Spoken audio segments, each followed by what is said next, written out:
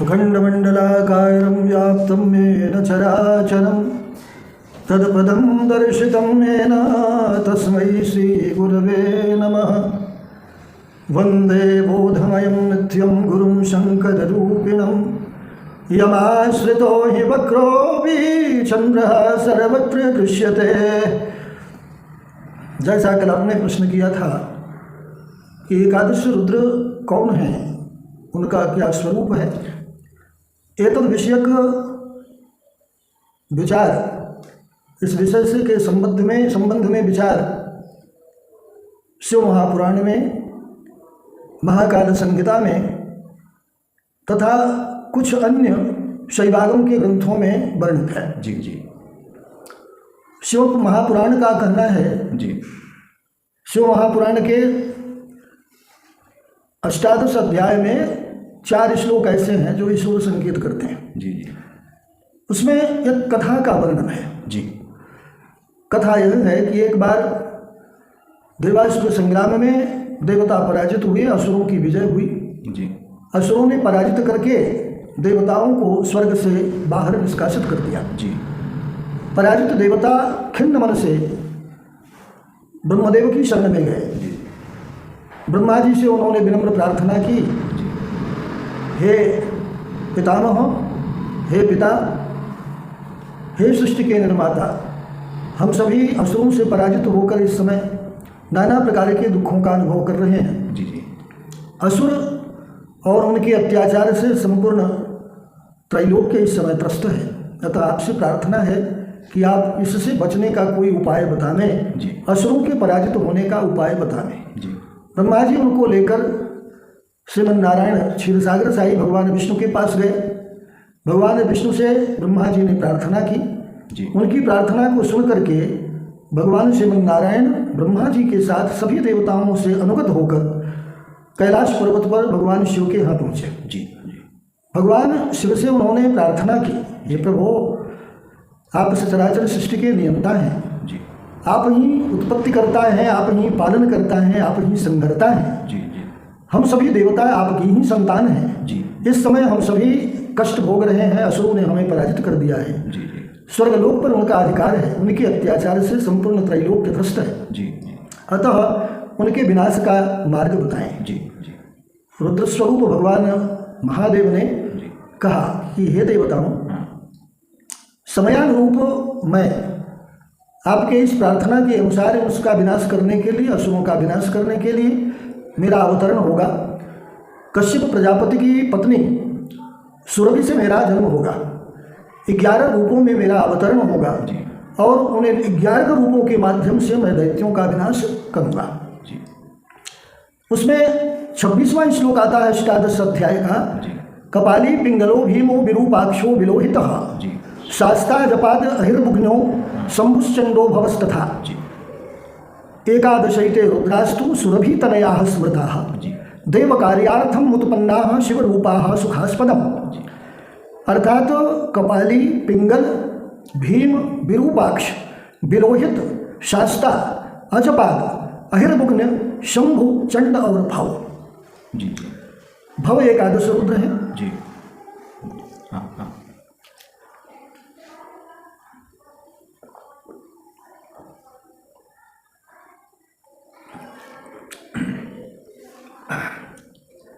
भाव एकादश रुद्र है। जी। फिर भगवान कश्यप प्रजापति कश्यप ने घोर तपस्या किया। जी। घोर तपस्या के पश्चात जब उन्हें उनकी धर्मभार्या सुरभि की के माध्यम से 11 रुद्रों की प्राप्ति हुई तो अति प्रसन्न हुए। जी। उन्होंने देवताओं से कहा, आप सभी के दुखों का अंत समीप है, मेरी ये संतान आपकी मनोवांछा को पूर्ण करेंगे। इन्हीं एकादश रुद्रों के द्वारा उन असुरों का संहार उस समय, उस देवासुर संग्राम के बाद उस समय संपादित हुआ। सभी असुर पराजित हुए और इन्हीं एकादश रुद्रों के माध्यम से देवताओं को यज्ञ भाग की प्राप्ति हुई, अन्यथा यज्ञ भाग असुर प्राप्त कर लेते थे। जी, यह सृष्टि यज्ञमय है, यज्ञ के माध्यम से ही सृष्टि की उत्पत्ति हुई, ऐसा वेद कहते हैं। जी, उस यज्ञ का भाग जब देवताओं को नहीं प्राप्त होता तो दिन प्रतिदिन देव शक्ति क्षीण होती चली जाती है, असुर शक्ति और भी अधिक बढ़ती चली जाती है। संसार में अनिष्ट का प्राकट्य हो जाता है, उसका अधिक प्रवर्धन होता है और साथ ही जितने लोग हैं वो सभी अत्याचार से संत्रस्त हो जाते हैं। जी। भगवान शिव के जो एकादशी रुद्र हैं वो भगवान शिव के ही एक रूप हैं, उनसे भिन्न वो नहीं है। लेकिन इनका नाम जैसे दिया गया है अपने नाम के अर्थ के अनुसार ये कार्य सृष्टि में करते रहे हैं। समय समय पर इनका आगमन होता है लोगों की प्रार्थना को सुन करके और वे यहाँ के अत्याचारों को विनष्ट करते हैं। तो परम आदरणीय इनको जो है क्या भगवान शिव के अवतार भी कहे जा सकते हैं? भगवान शिव के अवतार ही हैं। भगवान शिव ने ही एकादश रुद्र के रूप में अवतरण किया था जी। और वह भी योनिज होकर के अर्थात सुरभि के गर्भ से इनका प्रादुर्भाव हुआ है जी। ये अज नहीं है बल्कि योनि से इनकी उत्पत्ति मानी गई है, जन्मे हैं ये जन्मे है। वैसे भगवान शिव के 10 रूप हैं जी। 10 रूपों में महाकाल प्रथम रूप है जी। महाकाल की जो शक्ति है वो महाकाली है। दूसरा जो है उनका नाम है तारक भी कहा जाता है, तारक भी कहा जाता है, तारकेश्वर भी कहा जाता है। और तार उनका मुख्य नाम है, उनकी जो अभिन्न शक्ति है वो भगवती तारा है। 10 महाविद्याओं में पहली है काली महाकाली, दूसरी है तारा, तीसरा भगवान का बाल भुवनेश्वर रूप है। ये 10 रूप हैं। 10 रूप में पहला महाकाल, दूसरा तार, तीसरा बाल भुवनेश्वर। बाल भुवनेश्वर की अभिन्न शक्ति का नाम बाला भुवनेश्वरी है, माँ भुवनेश्वरी, जो कि 10 महाविद्याओं में तृतीय महाविद्या है। ये बाल भुवनेश्वर भगवान शिव का बाल रूप है। ये बाल रूप में ही अवतरण तो हुआ ही था उनका, तो बाल रूप में ही भुवनेश्वरी, चूँकि वो भुवनेश्वर थे इसलिए उनकी अभिन्न शक्ति का नाम भी भुवनेश्वरी पड़ा।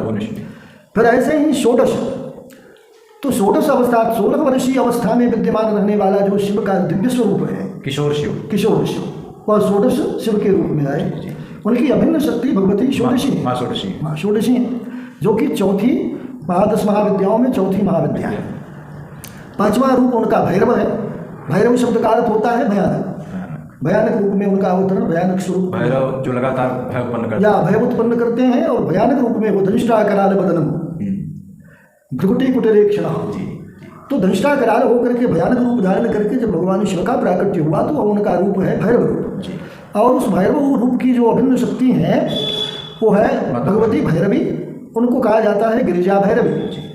वास्तव में जो गिरिजा है, यानी भगवती जो गौरी हैं, जो पर्वतराज हिमवान की तनया होकर के प्रकट हुई थी, तो उन्हीं का ये विभिन्न रूप है, उनसे भिन्न कोई नहीं है। आपको बता भी चुका हूँ। और आप देखेंगे दुर्गा सप्तशती में भगवती ने यही कहा था शुंभ से, असुरराज शुंभ से यही कहा था, एकैवाहं जगत्यत्र द्वितीया काममापरा पश्यैता दुष्टमयेव विशन्त्यो मद विभूतयः। मेरी विभूतियाँ ये जो यहाँ युद्ध कर रही हैं नारायणी शिवा आदि रूपों में, ये मेरी ही विभूतियाँ हैं। एक दुष्ट ये सारी मेरी विभूतियाँ मुझ में ही प्रविष्ट हो रही हैं और वे सारी की सारी भगवती के स्तन में जाकर विलीन हो गई। तो ये गिरिजा भैरवी भैरव की अभिन्न शक्ति है। जो छठा स्वरूप है भगवान शिव का वह है छिन्न मस्तक। उनका जो मस्तक है वो कटा हुआ होता है, मस्तक कटा हुआ, रौद्र रूप। तो उनकी जो अभिन्न शक्ति है भगवती छिन्नमस्ता है। उनका मस्तक उन्होंने खुद अपने हाथ से, अपने करवाले से अपना मस्तक काट करके वाम हस्त में धारण कर रखा है। उनके धड़ से, जो कटा हुआ धड़ है, वहाँ से निकली हुई रक्तधारा भगवती के मुंह में गिर रही है और उसका पान वो कर रही है। भगवती छिन्नमस्ता है जो उनकी अभिन्न शक्ति है, छिन्नमस्तका गिरिजा। 7वां रूप जो भगवान का है वह है धूमवान। एकदम धूम्र रूप है वो, जिस प्रकार से धुआं पुंजीभूत धूम्र हो, इकट्ठा हुआ धुआं हो, उसी तरह उनका रूप है, कहा जाता है धूमवान। और उनकी अभिन्न शक्ति है भगवती धूमावती, जो 7वीं महाविद्या। 8वां स्वरूप जो है वो बगलामुख। बगला कहते हैं बगुले को, तो बगुले की तरह उनका मुख भगवान शिव का है जी। और उनकी जो अभिन्न शक्ति है वह है भगवती बगलामुखी जी, जो कि ऐसी महाविद्या है जिनको ब्रह्मास्त्र विद्या भी कहा जाता है। शत्रु विनाशिनी है।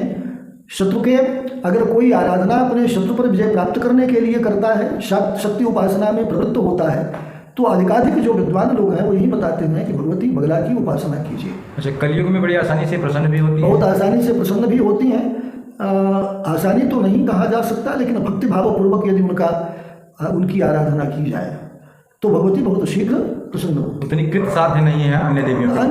अन्य देवियों से तो कुछ जटिलता है, उनकी जो परिवस्या है, उनकी जो सेवा पद्धति है वो भिन्न है, और भगवती की भी सेवा पद्धति जो है वो भिन्न है। तो भगवती के सभी रूपों में साधक का उच्च कोटि का होना बहुत आवश्यक है। बहुत आवश्यक। सभी रूपों में, जिस भगवती की 10 महाविद्या जो रूप हैं उनमें मनवाणी कर्म से आदमी अपने संपूर्ण इंद्रियों पर विजय प्राप्त किया हो, उसके अंदर जितने दुर्गुण हो, उपशमित हो गए हो, प्रशांत हो गए हो, फिर वो भगवती में आराधना में प्रवृत्त हो, और इस प्रकार से कि शरणागत होकर के भगवती का कैंकर्य स्वीकार करते हुए उनकी शरण में जब जाया जाता है तो भगवती प्रसन्न होती है।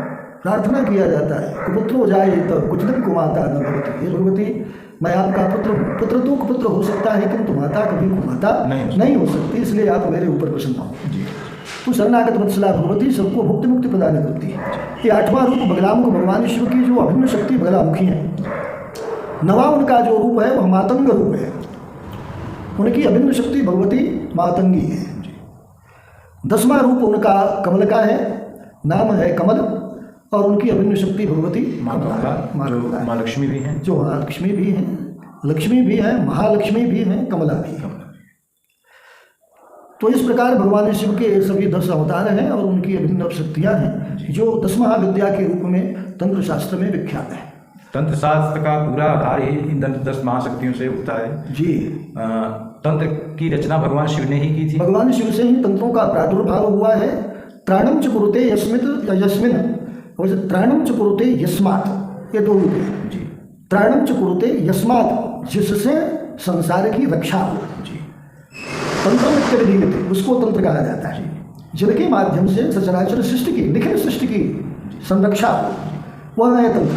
तंत्र को आप लोग अंग्रेजी में टेक्निक समझ सकते हैं। टेक्निक जो कि मानवता और मानव के रक्षा और उसके विकास और लगातार उसके मूल को उठाने की कोशिश करता रहे, वही तंत्र है। आज जो तंत्र के नाम पे धोखाधड़ी, फ्रॉडगिरी आप लोग देख रहे हैं, वो तंत्र नहीं है। तंत्र यानी कि शिव का अर्थ होता है कल्याण करने वाला। तो यह तंत्र जो विश्व का कल्याण करे, सचराचर सृष्टि का, संपूर्ण विश्व का जो कल्याण करे, वही तंत्र है।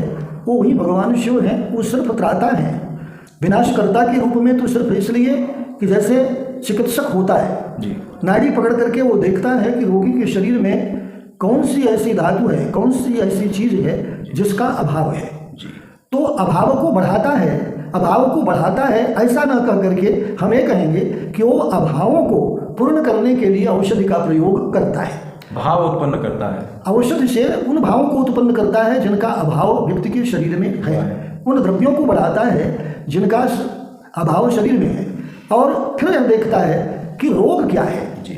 तो रोग जो है वो बुराई है, उस बुराई को अपने दवाओं से वो विनष्ट करता है, शक्ति को बढ़ाता है। तो वैद्य का जो स्वरूप है वह है ब्रह्मा का स्वरूप, वह है शिव का स्वरूप। वह जो है विकारों को विनष्ट करता है, महाकाली के रूप में, महाशिव के रूप में सर्जन करता है गुणों का, धातुओं का, द्रव्यों का, नारायण रूप में, ब्रह्मा रूप में, और पूर्ण स्वस्थ करके स्वस्मिन स्थियते इति स्वस्थ, जो अपने में स्थित हुआ जाए वह है स्वस्थ होना। तो स्वस्थ करता है वैद्य। उसी प्रकार से भगवान शिव या भगवती महाकाली जो उनसे अभिन्न है, वास्तव में शिव और काली में, शिव और पार्वती में, गौरी या शिव में कोई अंतर नहीं है। हमारे यहाँ तो वैद्य की परंपरा में जो आज वैद्य माने जाते हैं वो शिव ही माने जाते हैं जी। बड़ा अच्छा रहा गुरुदेव। आशा है कि आप लोग आज एकादश रुद्र यानी रुद्र के जो 11 अवतार या रूप हुए उनके विषय में और शिव के जो 10 अवतार हैं उनके विषय में सब बातें जान गए होंगे। फिर भी कोई जानकारी आपको चाहिए, जो लोग भी वीडियो देख रहे हैं वो इसे कमेंट करके अपना प्रश्न इस पर रख सकते हैं। यदि किसी बात पर वो तर्कसंगत या किसी बात पर वो संगति न रखते हों तो भी अपनी बात अवश्य रखें। प्रणाम।